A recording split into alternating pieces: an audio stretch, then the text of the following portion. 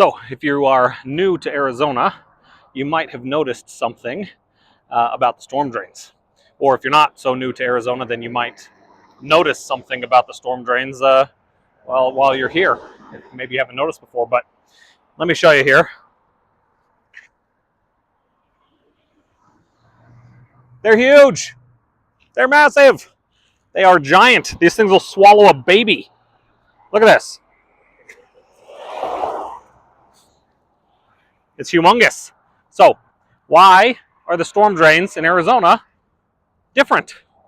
If you're from Arizona, maybe you don't think they're different. Maybe you think they're normal, and everybody else thinks they're different.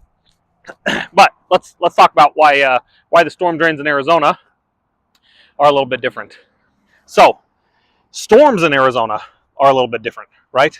Typically in Arizona, we don't have the typical rain schedule that we have in other places. In fact, what we have is for a couple of months out of the year, maybe 2.5 months or so out of the year, we get really, really heavy rainstorms, and we'll get maybe 4 or 5 throughout a year, sometimes less, sometimes a few more. We call them monsoons. People who haven't lived in Arizona sometimes get a chuckle out of that, but we call them the monsoons, right?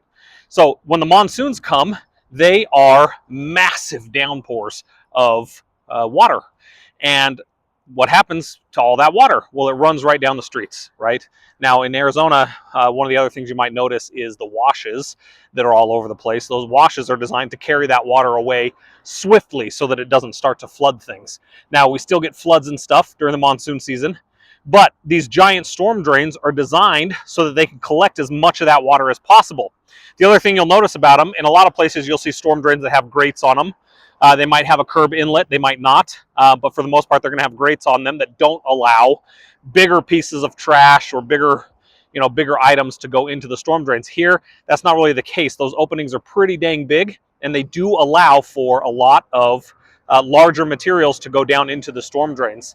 But that's I guess that's the trade-off, right? That's the other edge of the double-edged sword of having such large storm drains, is that, yeah, it does allow for more pollutants to enter, but it also stops the flooding a lot better because there's a bigger opening for the water to go down into.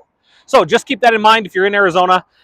Easier for pollutants to get down into the storm drains probably than in some other areas, but also less likely for the storm drains to get clogged up with things like leaves and debris because the storm drains are so big that they're not gonna get clogged up like that. But all of that organic material, in addition to all of that dirt and all of the trash or whatever else, all ends up in the storm drains, which then ends up in the rivers and the lakes.